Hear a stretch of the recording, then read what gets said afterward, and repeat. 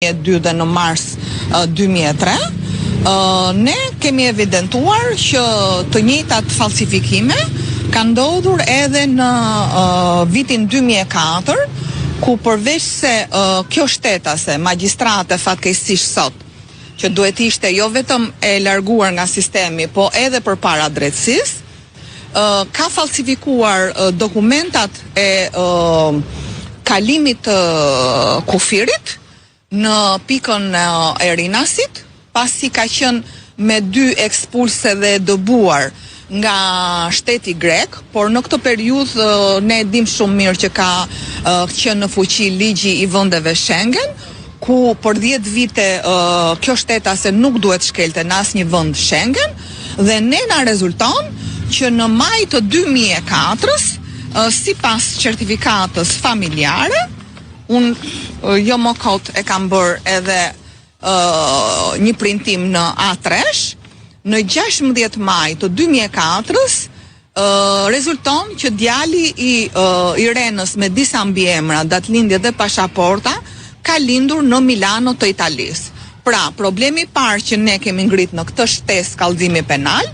por për interes të publikut duhet të theksojmë faktin se këtë pretendim me prova ne e kemi ngritur edhe në prokurorinë e përgjithshme, të cilët për turpin e tyre kanë refuzuar ta bëjnë një hetim të tillë, ashtu si kundër Ministria e Drejtësisë e drejtuar nga Ulsi Manjo, edhe në fund edhe KLG-ja e cila mori një vendim antiligjor dhe të pa precedent në raport me këto vepra penale. Ndërkohë,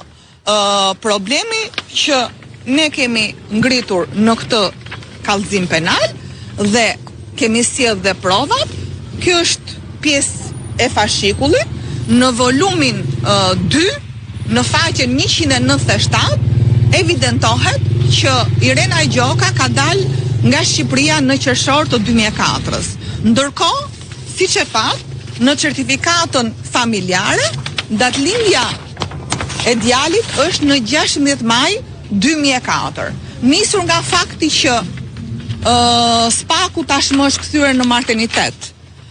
Spakistët këtu me Klodian Brahon në krye janë kthyer në mjek ginekolog, ne kërkojmë qoftë edhe nga ana mjekësore na e tregojnë kush e ka lindur djalin, se me 16 maj 2004, sipas letrave që disponon vetë spaku, Irena me disa mbiemra, pasaporta dhe datëlindje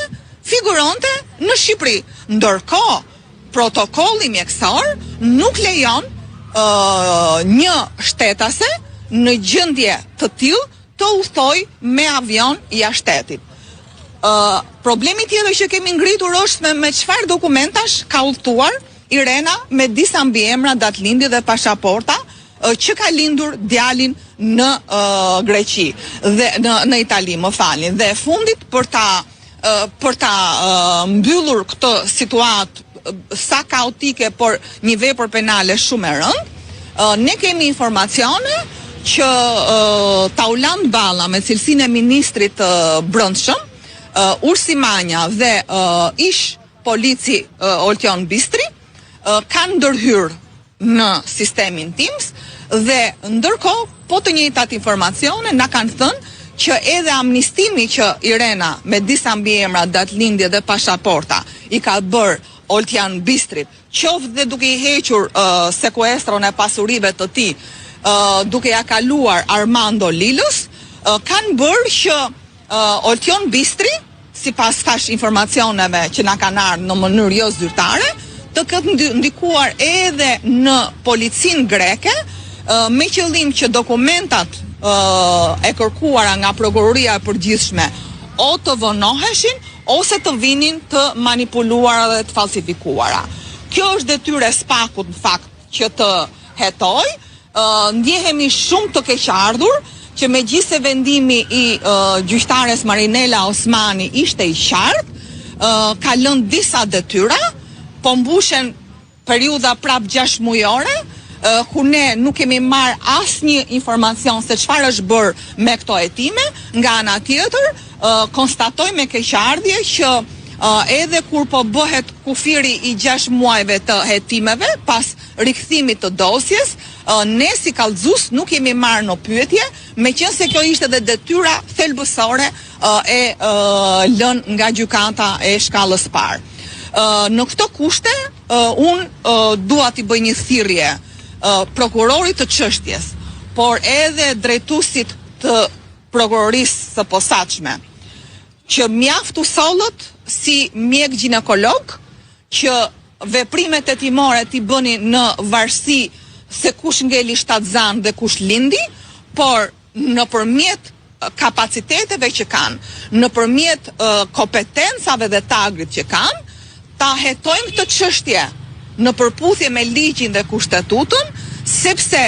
në vend të Irenës me disa mbiemra, pasaporta dhe datëlindje që këta vijojnë ta amnistojnë me urdhër politik, sepse është një magjistrate që aty ka qenë me urdhër politik për të sulmuar Partinë Demokratike, zotin Berisha, drejtuesit e partive opozitare dhe gjithë opozitën.